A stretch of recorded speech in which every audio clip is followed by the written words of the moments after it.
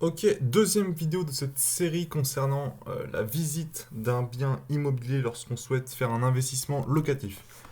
Cette vidéo fait suite à la précédente concernant les questions qu'il faut absolument poser aux vendeurs lors de la visite pour passer pour un pro et ne pas passer pour un débutant, même si vous l'êtes. C'est important de ne pas le montrer, il ne faut pas que vous montrez que vous êtes débutant, vous êtes un pro et si vous ne l'êtes pas encore, il faut que vous appreniez et c'est ce qu'on va voir notamment via mes vidéos. Je fais une petite précision. Là, j'ai beaucoup de vidéos qui vont arriver. Ça va concerner la bourse, ça va concerner le business, ça va concerner l'entrepreneuriat, l'investissement en général. J'ai même une petite pépite concernant la création d'audience qui va arriver. Même si vous allez vous dire, c'est qui lui là, il fait 200 vues, Max, il va nous parler de création d'audience. Ouais, j'ai un truc en réserve, vous allez voir, je trouve ça génial. Et voilà, mais c'est pas l'objet. Aujourd'hui, je vais essayer de la faire en moins de 10 minutes. Le but, c'est qu'en moins de 10 minutes, vous captiez tout le fond de ce que j'ai envie de dire. C'est parti. Alors, donc cette seconde vidéo, elle va vous permettre de connaître tous les documents que tu dois demander au vendeur lors de la visite. Ça va pas forcément être pendant la visite que tu vas les avoir, mais ça va de soi, ça va de suite avec les questions qu'on a vues dans la vidéo précédente. Euh, donc l'objectif, c'est vraiment que tu saches toutes les pièces qu'il faut que tu te demandes et qui vont te permettre de savoir, entre autres, si le bien immobilier que tu vas acheter est en bonne santé. Ils vont, Ces pièces vont également te permettre de tester le vendeur, de, de vérifier la véracité de ses propos. Donc voilà. Bien sûr, il va y avoir des différences en fonction si tu vas acheter une maison, un appartement ou un immeuble de rapport, mais je vais essayer dans cette vidéo de nuancer un peu, de préciser pour chaque type d'investissement, même si ça va être compliqué en aussi peu de temps, mais je détaillerai au pire dans d'autres vidéos à venir. Alors, on va commencer par une première courte partie, ça va être euh, la- les documents qui vont te permettre d'analyser l'historique du bien. Donc si par exemple tu vas acheter un appartement qui fait partie d'une copropriété, donc qui est détenu par plusieurs propriétaires, euh, il faut que tu demandes les 5 derniers comptes rendus d'assemblée générale. Pour moi, 5 c'est un minimum, c'est nécessaire. Ils sont très importants, ils vont te permettre de connaître la vie de l'immeuble, donc c'est hyper important. C'est pareil si tu veux acheter un immeuble et qu'il était détenu par plusieurs propriétaires, il faut que tu les demandes. Tu pourras y voir les différents travaux qui ont y été faits euh, durant les années précédentes, mais tu pourras également y voir les travaux de prévus s'il y en a. Donc c'est hyper important. Tu auras aussi l'information si jamais certains copropriétaires payaient mal leurs charges. Et tu pourras y voir également s'il y a des locataires indésirables. Donc ces comptes rendus sont très importants. Ils vont te permettre de voir vraiment l'historique du bien. Ensuite, il faut que tu demandes les derniers avis de la taxe foncière. Donc les trois derniers, je pense que c'est nécessaire. Si tu as vu la précédente vidéo, tu as posé la question, donc tu connais son montant, mais le fait d'avoir les avis devant les yeux te permettra non seulement de vérifier les dires du vendeur, mais également euh, de voir l'évolution de la taxe foncière. Voilà, des fois, il y a des petites surprises. Pour ça que c'est intéressant d'avoir les avis directement. Deuxième partie, très courte également, on va vérifier les loyers actuels. Donc concernant ce point, il faut demander le bail de l'appartement si jamais tu achètes un appartement. Et si jamais tu achètes un immeuble, il faut demander les baux de tous les appartements. C'est nécessaire, il faut tous. Même si ça va faire un sacré dossier, il les faut tous. Euh, Si tu as pris en compte ce que j'ai dit dans la vidéo d'avant, tu connais déjà les informations, tu les as demandées. Mais encore une fois, ça te permet de valider ce qu'il a dit. Et en plus, tu auras différentes informations, comme notamment la date d'entrée des différents locataires, le montant des loyers, le montant des charges. Tu pourras également vérifier si ce sont bien des baux en nu ou si ce sont des baux meublés, sachant qu'il peut y avoir les deux. Ensuite, pour être sûr, si jamais tu as un doute, moi ça je le fais pas, mais si jamais tu as un doute, tu peux demander une copie des comptes du propriétaire. Voilà, si ça c'est si tu vois que le propriétaire il, il tique un peu, il a du mal à donner des informations. Si jamais tu as un doute, si tu veux être sûr qu'il n'y a pas d'impayé, tu as le droit, tu peux le faire, tu peux demander les comptes bancaire du propriétaire. C'est la seule façon de vérifier qu'il n'y a pas d'impayé, que les loyers tombent. Et voilà, c'est vraiment le seul moyen. Donc si jamais tu as un doute, t'hésites pas. Et si jamais le propriétaire le veut pas trop, il peut très bien cacher tout ce qui n'a pas de rapport avec les locataires. Ce qu'on veut juste, c'est un relevé officiel avec le montant du loyer. Point. Tout ce qu'on a besoin. Euh, je pense que les 4 derniers, moi, c'est un minimum. Ensuite, la dernière partie, qui est la plus grosse, c'est la liste des diagnostics. C'est ce qui va nous permettre de vérifier l'état de santé de ce que tu achètes.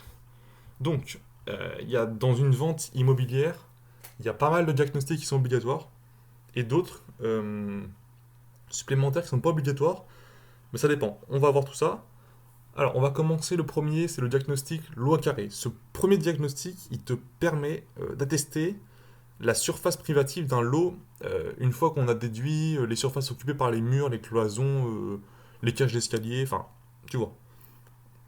Donc il est nécessaire, hein, c'est le. Enfin, je pense que tu connais, hein, je vais pas m'étendre là-dessus. Ensuite, le DPE. Le DPE, c'est le diagnostic de performance énergétique. Il est très important, il est obligatoire, il te permet de vérifier les besoins énergétiques du bien. Si tu fais partie des investisseurs qui cherchent des grosses rentabilités, tu vas faire des travaux pour aussi défiscaliser, et tu vas sûrement, enfin c'est possible que tu te mettes à isoler le bien entièrement. Dans ce cas, les informations du DPE, ça va juste être une information à prendre, voilà, rien de plus. Donc c'est pas non plus hyper important. Ensuite, on va avoir les diagnostics gaz et électricité. Euh, alors, obligatoire encore une fois, obligatoire pour les installations qui ont été réalisées il y a plus de 15 ans. C'est pour vérifier que tous les équipements sont bien conformes, sachant que si jamais, par exemple, tu achètes un immeuble de rapport, que les installations, tu as un doute qu'elles soient aux normes, même si le diagnostic dit que tout est conforme, franchement, repars sur des bonnes bases, refais tout, refais les colonnes, ça vaudra mieux. Tu seras tranquille pour les 15 prochaines années. Ensuite, le diagnostic de l'état d'amiante. Donc c'est un document qui mentionne la présence ou l'absence de matériaux contenant de l'amiante dans un logement. Celui-là, il est obligatoire pour les logements datant d'avant 1997. Donc c'est encore très courant, donc il est souvent obligatoire. Euh, donc l'amiante, c'est un produit qui est assez dangereux en fonction de la quantité présente, hein, évidemment. C'est possible qu'il y en ait dans les anciens immeubles. Si c'est le cas, je pense qu'il faut faire venir les artisans. Ils sauront évidemment mieux que moi ou que toi comment régler le problème. Ensuite, on a le diagnostic termite. Donc il est obligatoire seulement pour les biens vendus dans les zones où il y a un arrêté préfectoral à ce sujet. Si dans le diagnostic, si le diagnostic il relève la présence de termites dans l'immeuble, franchement, c'est mal barré, c'est un gros problème. Parce que les termites, ça coûte très cher pour les tuer. Et ça dégrade très fortement le bois. Tout comme la mérule d'ailleurs, qui est un champignon, j'en parlerai peut-être à la fin. Ensuite, le diagnostic ERP. ERP, c'est pour l'état des risques et pollution. Si le logement est situé dans une des zones concernées par des risques, donc on a les risques naturels, technologiques, miniers, zones inondables, sismiques, enfin, vous voyez, en France, mine de rien, il n'y a pas énormément de risques naturels, ou sismiques, ou cycloniques, ou ce que vous voulez, mais il y a quand même des régions où les inondations sont présentes régulièrement, et c'est surtout les inondations qu'il faut vérifier. C'est pour ça que c'est important d'avoir cette information. Ensuite, le dernier, c'est le diagnostic d'assainissement non collectif. Donc il y en a d'autres, hein, mais là je vous ai pris les principaux qui reviennent le plus souvent. Alors ce dernier point, ce dernier diagnostic, il concerne uniquement les maisons et les immeubles qui ne sont pas raccordés au tout à l'égout. Voilà, donc quand, quand le bien n'est pas relié au tout à l'égout, il est capital d'avoir ce diagnostic car si le bien a une fosse septique, ça permet de voir que l'installation collecte des eaux usées, ça permet de voir si elle est bien aux normes, tout simplement. Donc voilà, donc on a fini pour cette liste de diagnostics. J'en ai volontairement omis certains, euh, comme par exemple le diagnostic plomb, parce que le plomb c'est comme l'amiante, ça peut être très dangereux. mais il concerne seulement les logements, enfin il est obligatoire seulement pour les logements datant des années avant 1949 si je dis pas de bêtises. Donc voilà, donc c'est vraiment pas mal. Donc je m'étale pas là-dessus.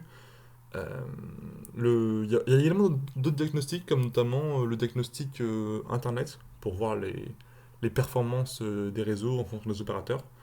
Peut être intéressant. Euh, il y a aussi celui sur la présence de la mérule, dont j'en ai un peu parlé. C'est un champignon qui s'attaque aux boiseries dans les bâtiments présentant un excès d'humidité. C'est présent dans environ la moitié des départements de France et majoritairement dans le Grand Ouest de la France. Enfin, voilà. Donc ça, c'est un point qui est très important à vérifier parce que ça te détruit, ça te fait partir en poussière le bois, donc c'est assez terrible. Ça, très important à vérifier. Souvent, on vérifiera ça en cas d'un achat d'immeuble avec les artisans. Le, voilà, donc le diagnostic, celui-là, il n'est pas obligatoire. Pourtant, la mérule, ça peut être pire que les termites. Donc voilà. Euh, je pense qu'on a fini. Ouais, on a fini. Donc voilà pour cette vidéo. Il y en aura d'autres qui vont arriver. Je, je pense que ça va pas être non plus de l'immobilier de la prochaine vidéo. Je vais essayer de tourner un peu. Peut-être avec du mindset, avec de la bourse. J'ai notamment une vidéo en tête qui m'a pris pas mal de temps. L'article est déjà dispo sur mon blog, youdekinvest.com. Ça concerne, en fait, ça va concerner la bourse. Quels sont, je sais pas si vous êtes familier avec le domaine de la bourse, mais globalement, grâce à cette vidéo, vous apprendrez quel type d'ordre utiliser en fonction de quelle situation. Je vous donnerai tous les exemples, tous les cas de figure, et vous saurez comment investir, quel ordre utiliser, parce que c'est vrai que quand on commence en bourse, c'est très compliqué de savoir, et je pense qu'avec cette vidéo-là que je vous prépare, je la sors dès la semaine prochaine. Enfin, en vrai, j'ai beaucoup de vidéos qui arrivent, ça va être pas mal, donc je vous invite à vous abonner, à aimer la vidéo, et je vous dis à la prochaine.